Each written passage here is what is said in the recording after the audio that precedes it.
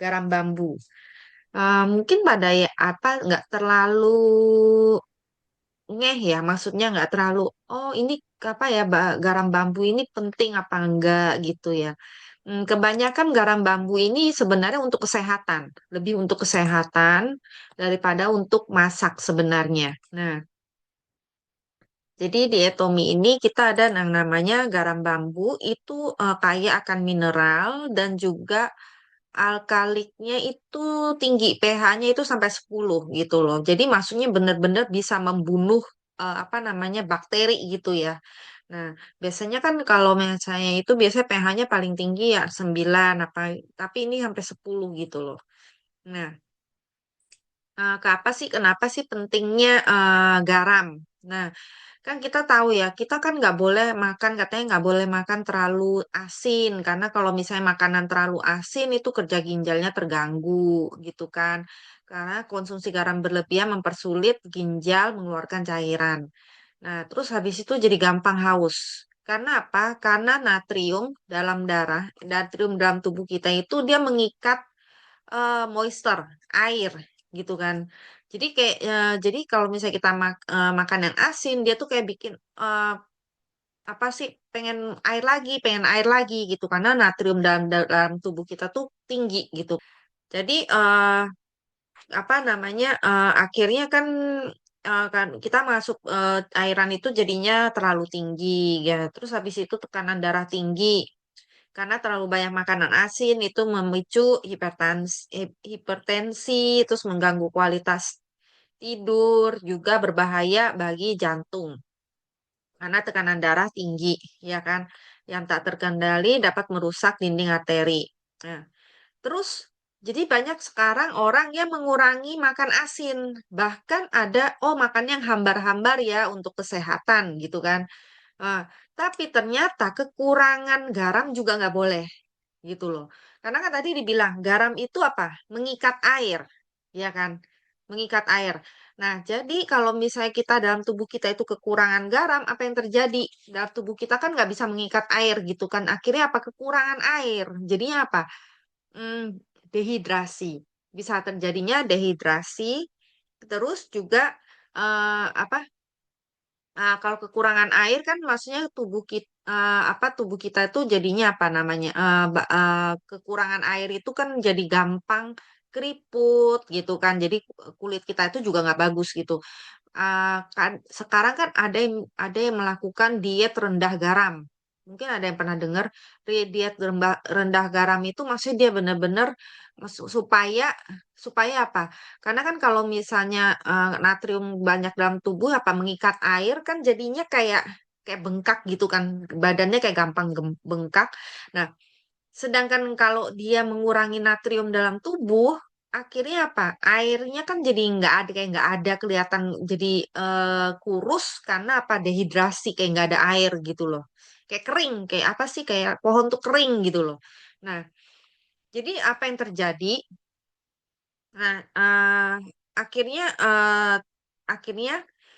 aktivitas karena kan di dalam natrium dalam tubuh kita itu dia juga berfungsi untuk membantu eh, aktivitas leukosit. Jadi akhirnya kalau misalnya aktivitas leukosit kita itu menurun sehingga nggak bisa dia itu kan leukosit itu apa berfungsi untuk menyerang bakteri kan gitu antibakteri.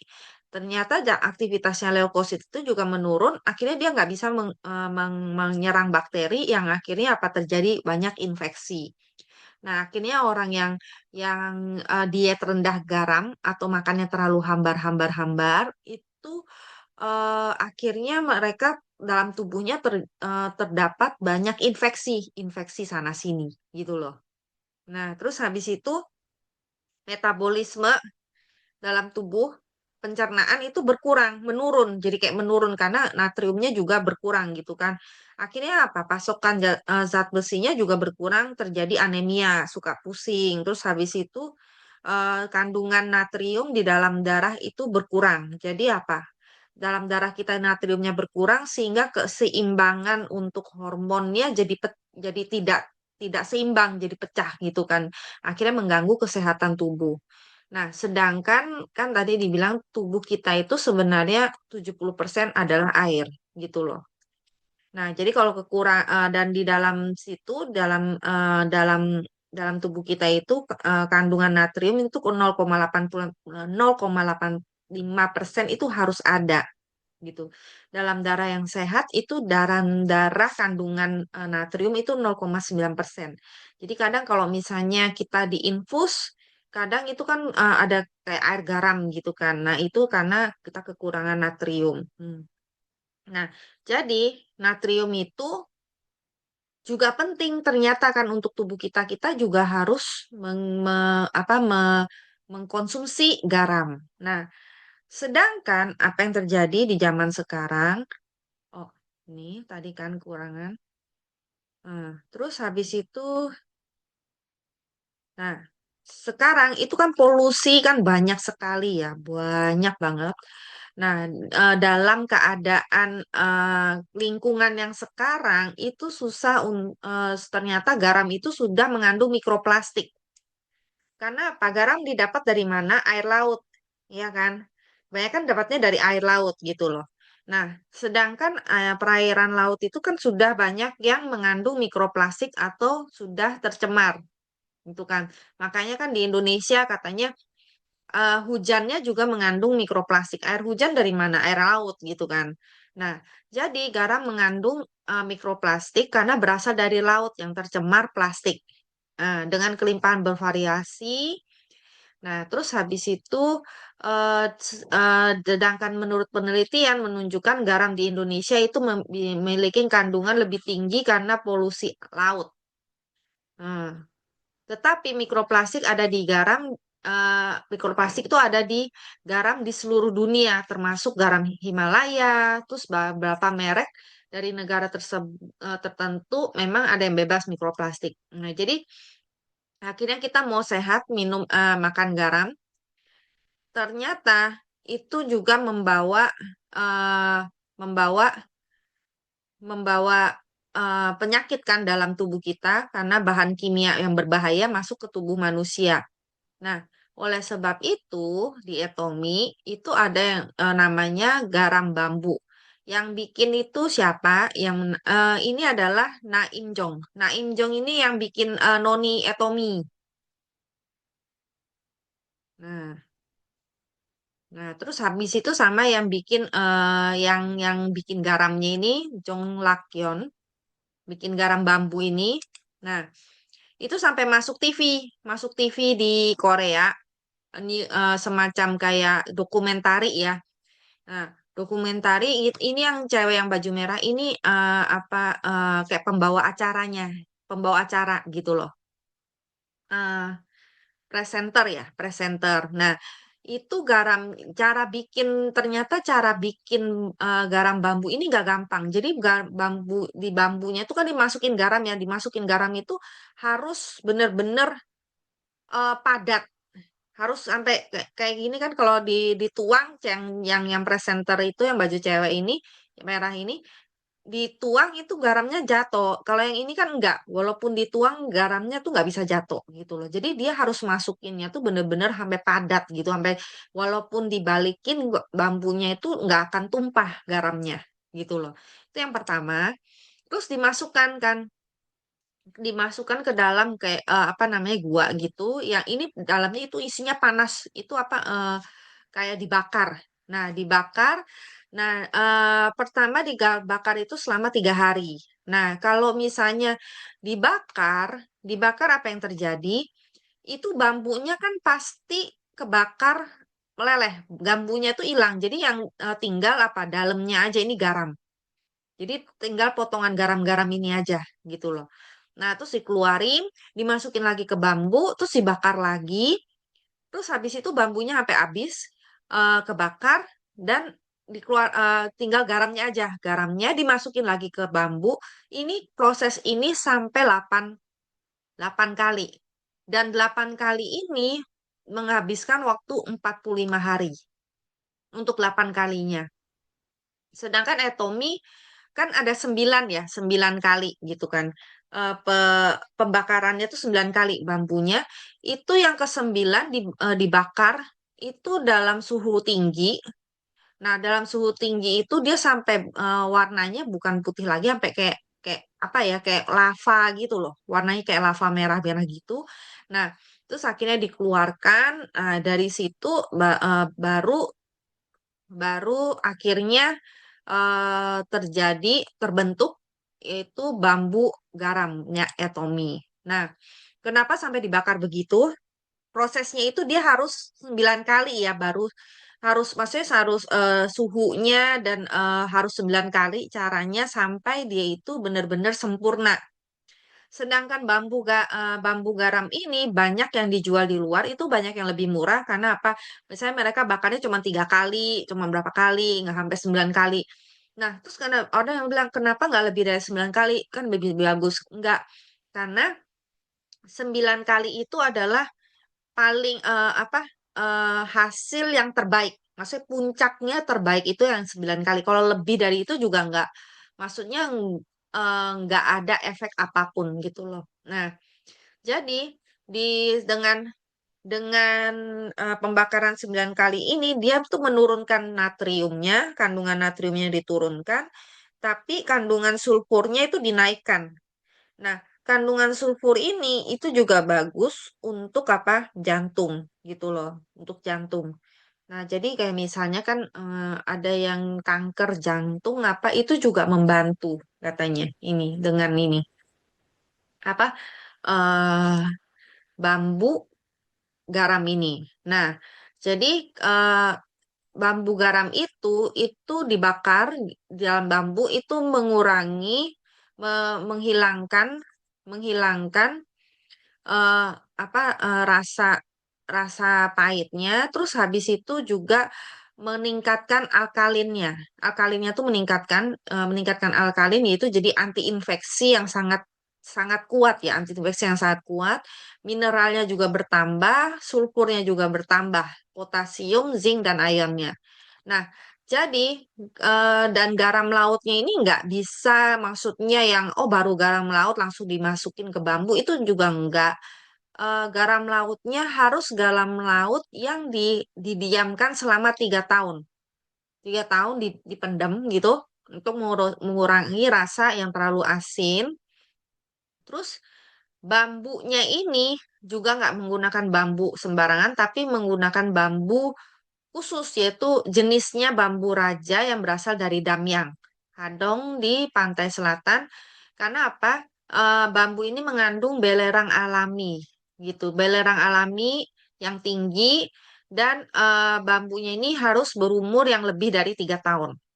Jadi nggak sembarangan ya bahan-bahannya. Oh setiap apa pokoknya garam dimasukin dalam setiap bambu itu enggak gitu. Bambunya juga harus yang bambu mengandung belerang alami, juga garam lautnya harus dipendam selama 3 tahun. Nah, jadi sulfur belerang ini bisa bermanfaat bagi jantung melalui makanan. Makanan biasanya kan yang seperti bawang putih, mengurangi kolesterol jahat. Tapi sulfur yang terkandung di polusi udara itu berbahaya. Itu beda. Itu justru meningkatkan resiko penyakit jantung seperti serangan jantung, stroke, dan gagal jantung. Jadi beda ya sulfurnya. Jadi penting untuk membedakan sulfur alami dalam makanan juga karena bermanfaat untuk membantu aliran darah. Beda dengan sulfur yang dari polusi udara karena itu racun untuk merusak pembuluh darah dan memicu inflamasi. Nah, di sini pentingnya berapa kali dibakarnya itu penting gitu loh. Karena setiap kali dibakar kandungan alkalinya itu selalu berubah gitu. Nah, jadi pembakaran 9 kali itu dibilangnya yongyong. Yongyong, jadi harus menggunakan proses yongyong ini 9 kali yongyong. Itu dibakar dalam temperatur 1300 derajat. Makanya kan pembuatannya tuh susah banget gitu kan. Karena kan temperaturnya tinggi sekali. Makanya sampai masuk TV, sampai masuk TV dokumentari gitu kan. Nah, dan dibakar di atas kayu bakar, pohon pinus dan damar. Nah, kemudian didinginkan sehingga zat-zat asing dan logam beratnya hilang. Nah, jadi prosesnya ini sesuai dengan cara tradisional untuk mendapatkan sertifikat master. Jadi nggak ada mengandung logam berat atau zat-zat asing. Hmm. Jadi caranya, garam laut yang didiamkan selama 3 tahun, lebih dari 3 tahun untuk menghilangkan asinnya, terus menggunakan bambu asli kandungan sulfur yang berlimpah, berumur lebih dari 3 tahun. Nah, terus dipanggang, dimasukkan kan tadi garamnya dimasukkan ke dalam bambu, dipanggang dengan cara tradisional di ruang tanah liat. Ditutup tabung bambunya, ditutup untuk mencegah masuknya debu. Nah, terus menggunakan pinus alami dibakar lebih dari 800 derajat selama 48 jam, 2 hari. Dibakar, didinginkan, berulang sampai 8 kali. Proses 8 kali aja itu selama 45 hari. Terus habis itu pemanggangan terakhir yang kesembilan yang disebut yongyong ini dilelehkan pada suhu tinggi 1300 Celcius ya atau lebih dan garam meleleh jadi warna ungu kemerahan kayak lava gitu.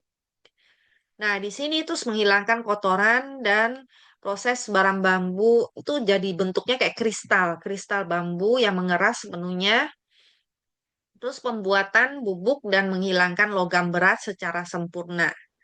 Nah, Hmm, di sini sehingga bahan apa garam bambu itu mengandung 80 macam mineral, magnesium, ion sulfur dan kalium. Nah, dan